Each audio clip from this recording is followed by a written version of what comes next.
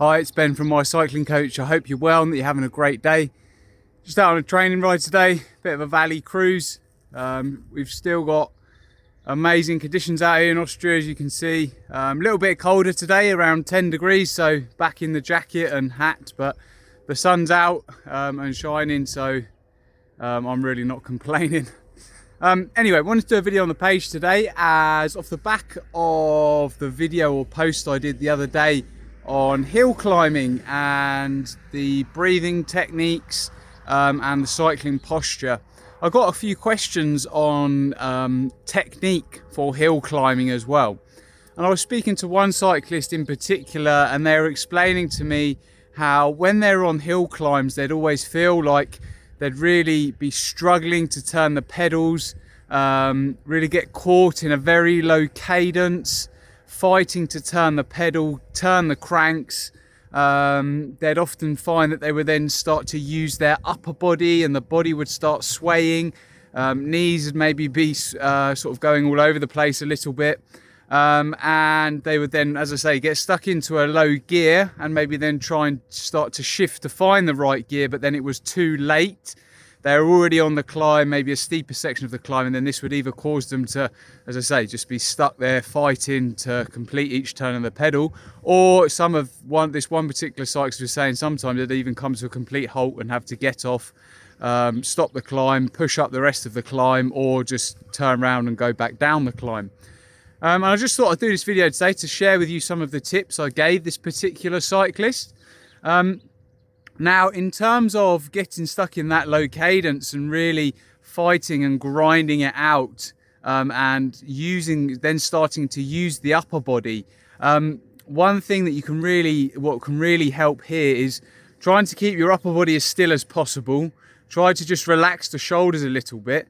You do want to keep some tension in your core, and a little bit of tension in the arms just to help with transferring that force to the pedals. But one thing or two techniques that you really can focus on are, the first one is the push-pull.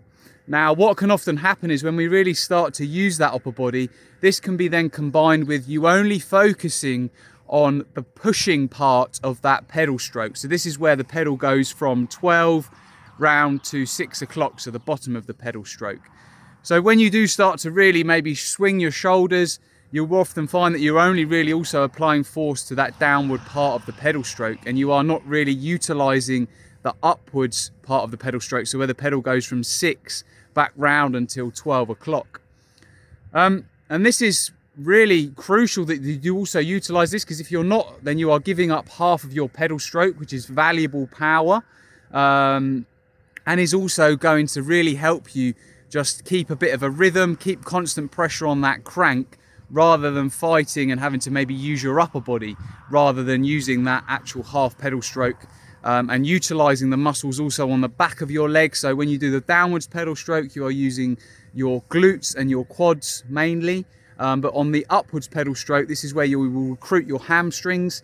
And again, if you do then start to really utilize that upward stroke, you'll get the hamstrings firing and be able to use more of the muscles in your legs rather than having to try to use your upper body. Another technique that you can really focus on is what we call pistons. Now, as I said, this one cyclist was finding that when they were swinging around with their body, they would also find that their knees were maybe going all over the place, really stuck in that low cadence. And if that knee tracking is moving all over the place, it's not directly over the top of the pedal for a lot of the pedal stroke, then again, you are giving up a lot of power. We really want to try to keep that knee over the top of the pedal, and really try to maintain good alignment through the knee and the ankle. And a real good exercise, or the way to think of this, is that your legs are working in a piston action.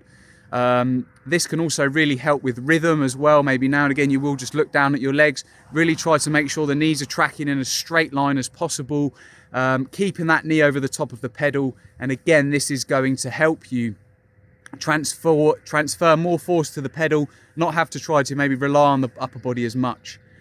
And then a sort of a final tip that I gave this one particular rider was, obviously if we do get caught in those lower cadences, one thing that you can instantly try and do is just try to shift down into a lower gear and really try to keep the cadence maybe a little bit higher. Now, cadence is really is quite a big sort of personal preference thing in terms of which cadence you prefer to ride at.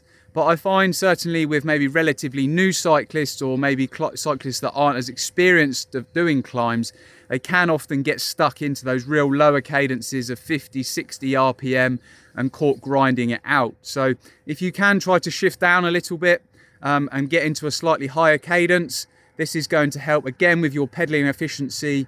And then if you combine this with the push-pull technique that I've mentioned there, that piston action with the legs, and then just keeping a nice bit of tension in your core, keeping that upper body nice and still, this should really help you again with your pedaling efficiency, and avoid you get stuck in that sort of really feeling like you're grinding out every pedal stroke, and fighting to really get up that climb. Yeah guys, just a couple of tips there today. Thought I'd share those with you. As I say, if you did find the video useful, then please feel free to drop a like on the post. Feel free to follow, share, subscribe, and any comments, as always, would love to hear from you. Have a great rest of your day, enjoy your riding, and speak soon.